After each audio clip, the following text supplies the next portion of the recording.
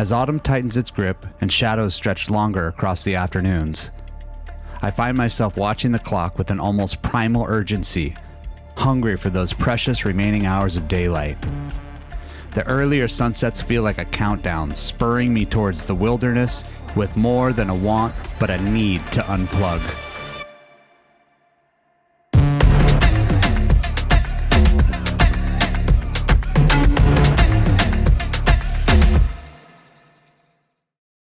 Hey guys, welcome back. Today we're up near Yosemite and we're going to be doing a trail called Trumbull Peak. And it looks like it kind of skirts around Yosemite National Park, maybe offering some views of Half Dome and El Capitan, we'll see. So we just pulled into this little staging area and we're going to air down the tires and get on the trail.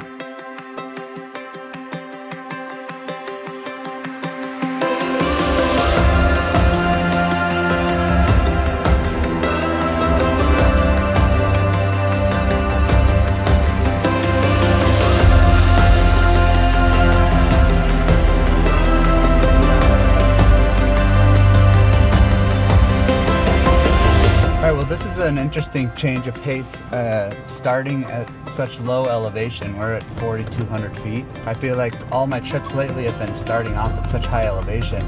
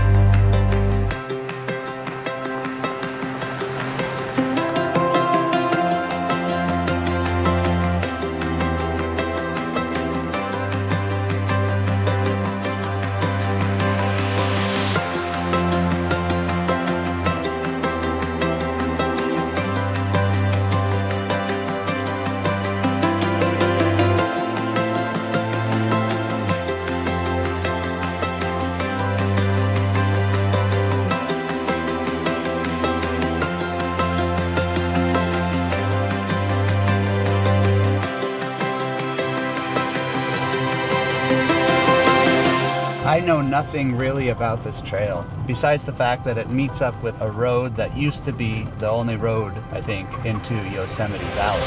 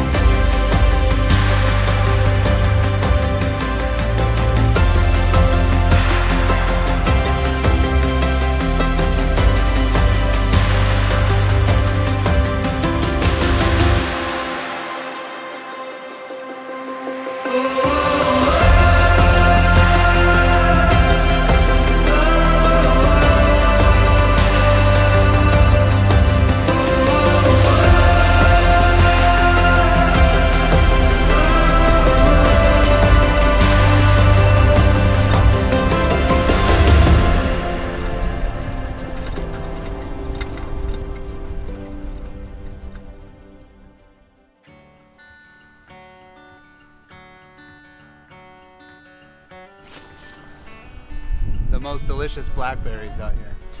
I had to stop and get some. There's loads of them. Wow, they're so sweet.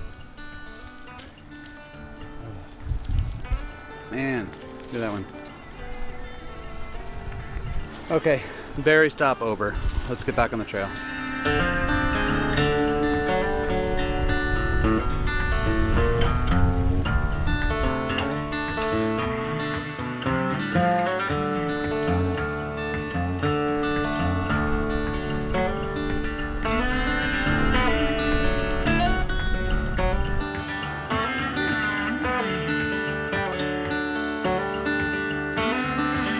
Well, it's absolutely gorgeous weather. It's 71 degrees.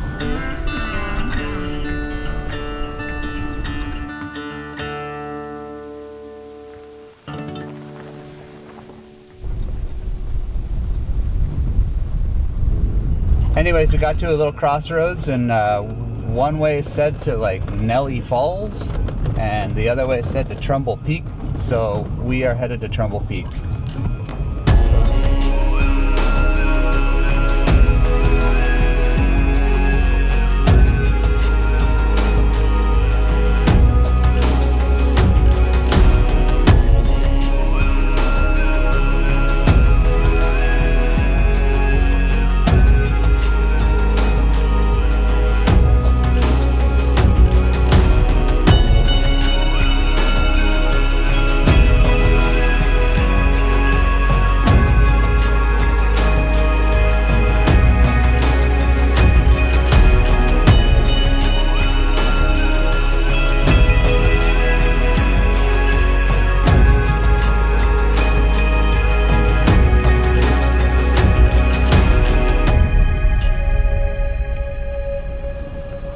Well, this trail doesn't get used that often, I don't think, judging by the plants that are overgrown and the limbs hanging down in the trail. There's a little switchback here. And it's kind of just a rough trail. It's not technical at all, but it's narrow and it just looks like it doesn't get used very much.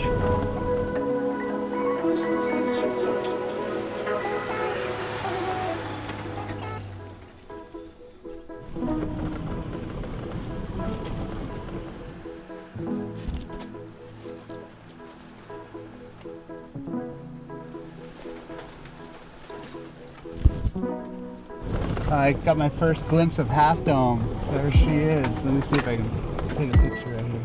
There's Half Dome. Right there. Alright, we got up to the fire lookout. I parked and there's a trail going over to it. So let's go check it out.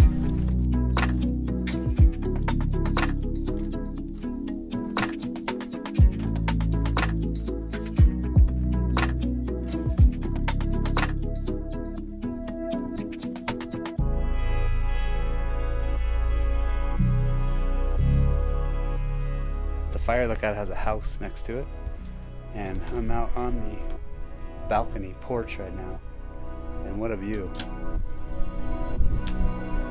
You can see Half Dome and El Capitan out in the distance. I think there's a river down below us, and maybe the Merced, or I think it's the Merced River down below us. It's pretty cool up here. There's the house. I guess whoever watches for fires stays in the house. But man, what a view from that house. A little cabin.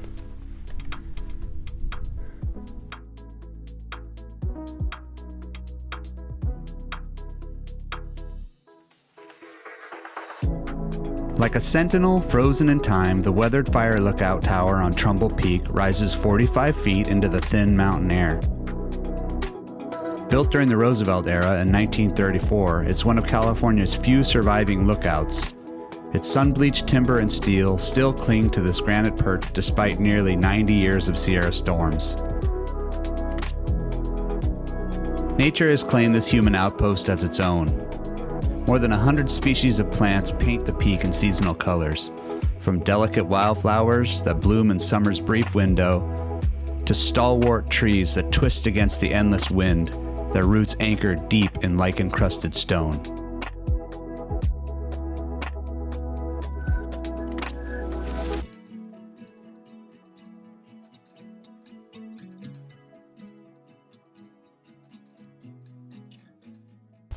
Alright, well that fire lookout was pretty cool. We're gonna hike back and then figure out where we're gonna go. Maybe we'll go back and then see what's at that, what was it called? Little Nelly Falls. So let's go check that out.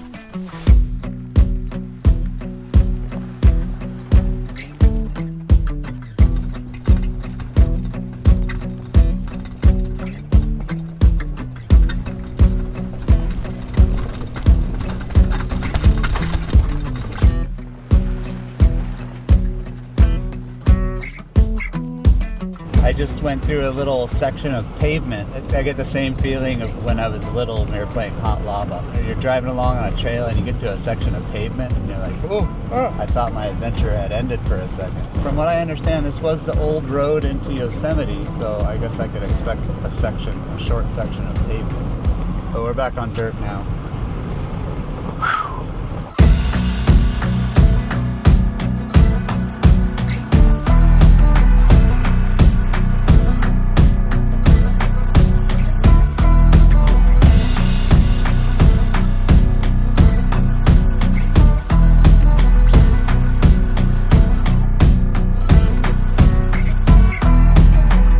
I seem to be going deep down into the dark woods now. Okay, we got to Little Nelly Falls. It's actually a flowing waterfall.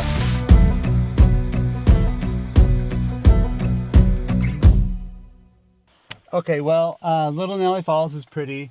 There's a camp spot here with even a picnic table, but it's literally on the trail, so I don't want to stay here. Plus, it's pretty mosquito-y. So for tonight, I'm going to go back up the hill and go to that camp spot that I marked. Okay, well, we pulled into camp, and it's a really nice camp spot. But there's kind of a lot of flies, or are these mosquitoes? I can't tell. They won't land on me. There's a ton of these little, I think they're flies. There's one right in front of the camera. See it? Right there. Yeah, they're little flies. So that's annoying, but tolerable. At least they're not going to be sucking my blood. Truck's perfectly level, first try. Through the trees I can see El Capitan in Yosemite Valley, kind of. So yeah, this is home for the night. Well, if you've been following the channel for a while, you may have noticed that I got a new tent. Sanhema reached out to me wanting to know if I'd like to review their Hotham Light rooftop tent, and while my previous tent was literally hanging by a thread, I obviously welcomed the opportunity.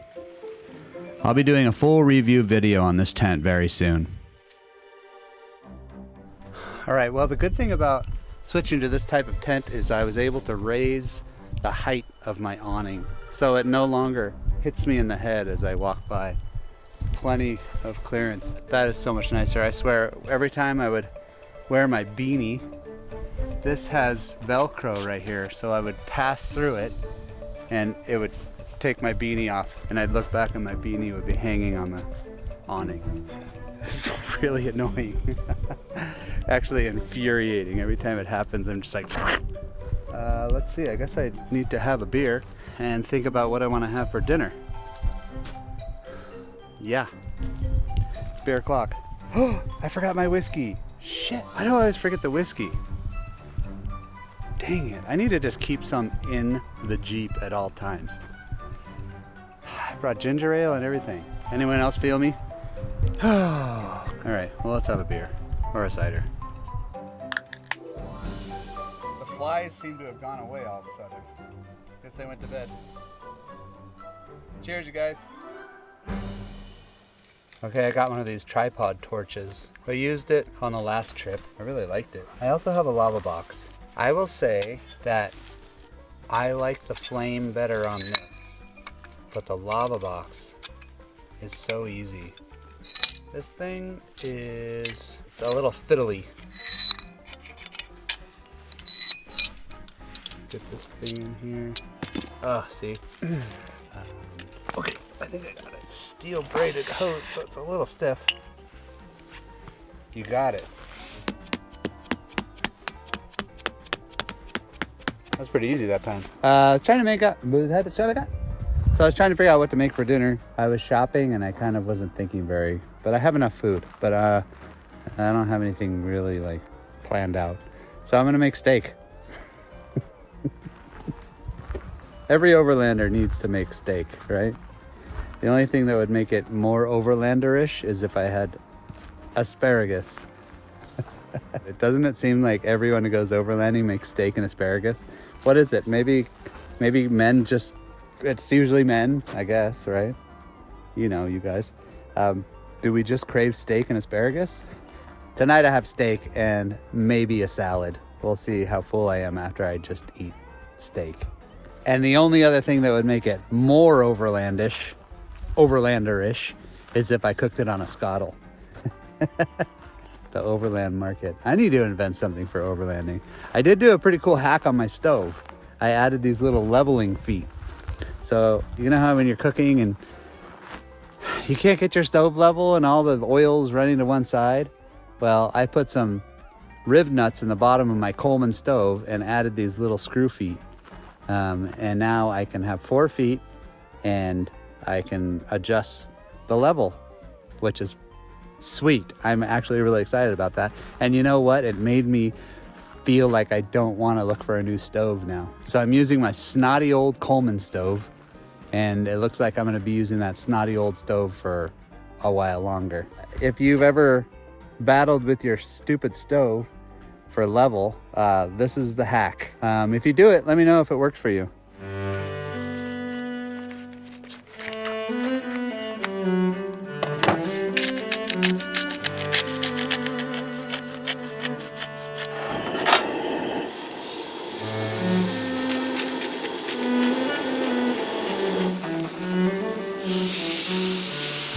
I know, it's just like watching an episode of Chef's Table.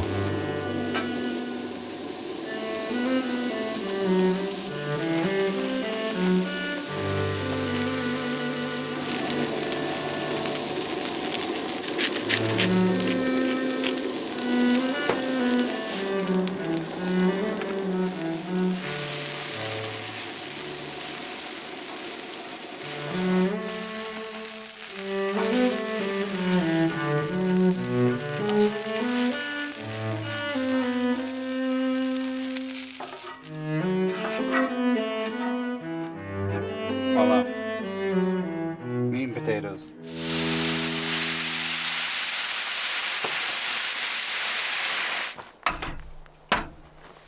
Oh, all right. Well, I can feel the temperature starting to cool off a bit. Hash browns. They're not just for breakfast anymore.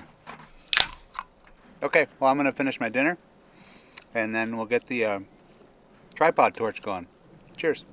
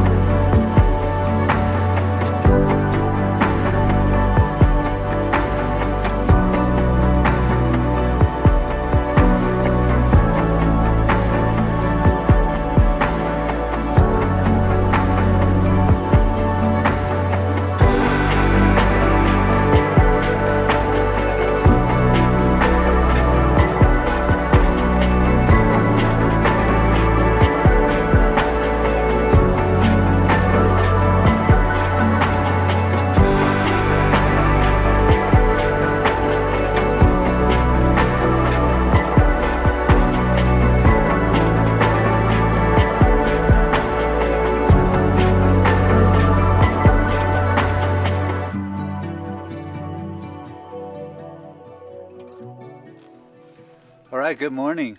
I made some coffee and now I'm trying to figure out what I'm gonna do today. But for now I got the fire going. It's a little cold here this morning.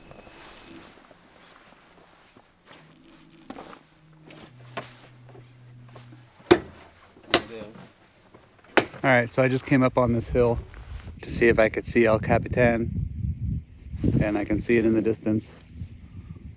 I'm gonna go into the valley today just because I haven't been there in so long. It's Monday and it's September, so I'm hoping that there'll be a little less people. It's still probably gonna be a madhouse, but you know, I'm so close, I gotta go. It's right there. For now, I got all packed up and I'm just eating a little bit of breakfast and we're gonna get on the trail and head into Yosemite Valley. Right outside my camp spot, there's a trail that goes to an Eagle Peak. Before I head into the valley, I'm gonna go check it out. All right, this is not a trail that gets used very often. It's very overgrown and just looks sort of untouched, which is cool. Kind of ups the adventure level a little when you feel like people haven't been on the trail in a long time. It's kind of a washout right here. I'm gonna go see if I want to mess with this. It looks really narrow right there.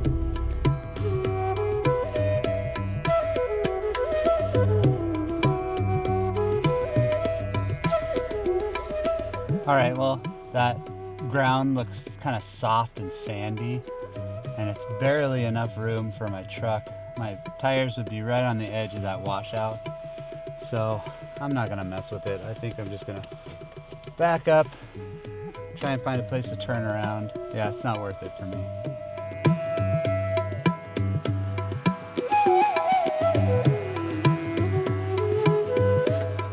Whenever I'm forced to turn around on a trail, I always try my best to do as little damage as possible and look for the biggest kind of clearing I can find. I would have had to back up a long ways up this hill, so that spot was pretty good.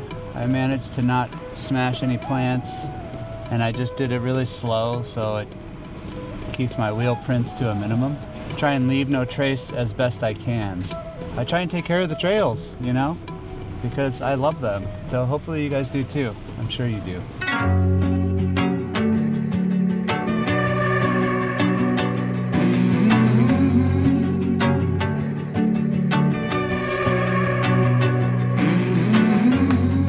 I am a rugged operator. Yeah, I run all day and I cover every acre. No, I don't hide away, no, I say I'm a chaser. And I keep my light on cause I'm my own generator. I just go, go, steady, go, go. I just go, go, ready, go, go, into action. I'm gonna run a long time. I'm gonna run above the rain. Gonna run, run, gonna run, run, run all the way. I'm gonna run the alley. I'm gonna run the valley range. Gonna run, run, gonna run, run, run all the way.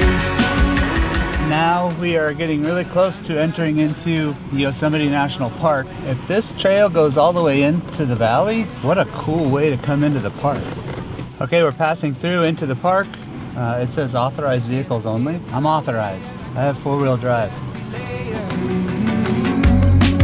No, I'm not gonna wait, no, I say I'm a shaker. And I keep my heat on cause I'm my own radiator. I just go, go, run and go, go. I just go, go, ready, go, go, into action. Seems sort of too good to be true that there would be a trail going into Yosemite Valley, right? If you see me in handcuffs, you know that you shouldn't do this trail. I'm gonna run the alley. I'm gonna run the valley range. Gonna run, run, gonna run, run, run all the way. Gonna run, run, gonna run, run, run all the way.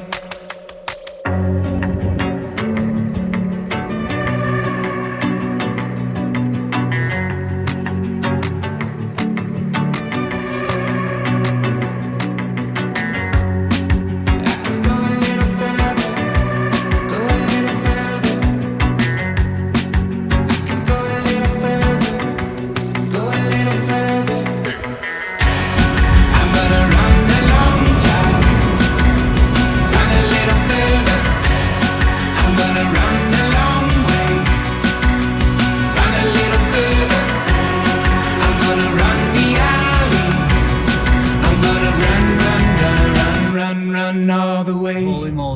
out of here.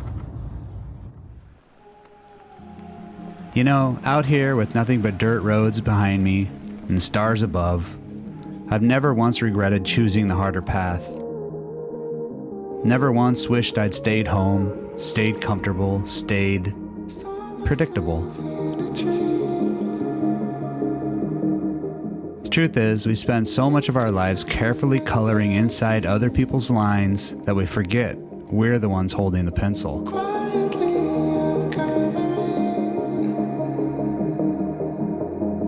Someone else's dream of success might look like corner offices and concrete canyons, but maybe yours looks more like this.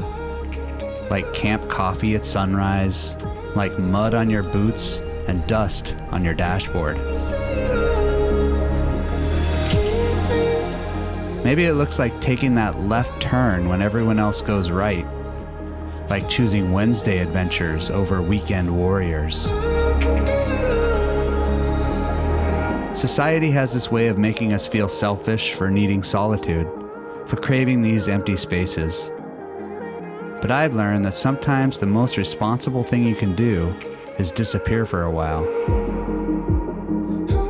Let the silence scrub your mind clean.